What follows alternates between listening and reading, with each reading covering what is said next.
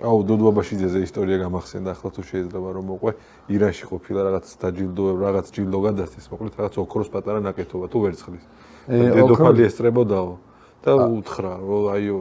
საუკეთესო ვერცხლი თუ რაღაც რამდენიმე გრამი იყო და დოდოს უთქვამს თქვენ კაი ხალხო რაც საქართველოსთან ოქრო ვერცხლია თუ გაზიდულიო აი ამას მაყვედით თუ ეხა ამ პატარა ჯილდოს ოქროს ვერძი გადასცეს ო რაღაცა აღარ მახსოვს რა იყო ეს იყო შახის ფესტივალი შახო ახე პირველ ფესტივალზე მიიღო ნატრისხე მონაწილეობა ოქროს ჯიხლი გადასცეს და ლიკას შახმა საჩუქრად გადასცა 36 მარგალიტიანი კაბა რაღაცა ისეთ საკოლექციო ლიკას ხო და მეორე წელს ნანამჭედლიძეს მთავარი პრიზი მიენიჭა და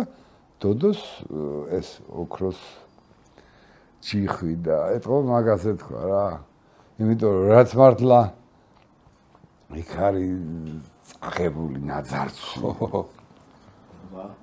და ის იყო ხელის საერთოდ პროტოკოლის მიხედვით დედოფალთან დალაპარაკებაც არ შეიძლება მაგრამ თურმე დოდბაბაშიძემ გაბედა ხელი ჩამოართვა და დახურჭა თვალები და შეიძლება სერიოზული პრობლემები შექმნა მაგის გამო დახურჭა თვალები და აღარ მახსოვს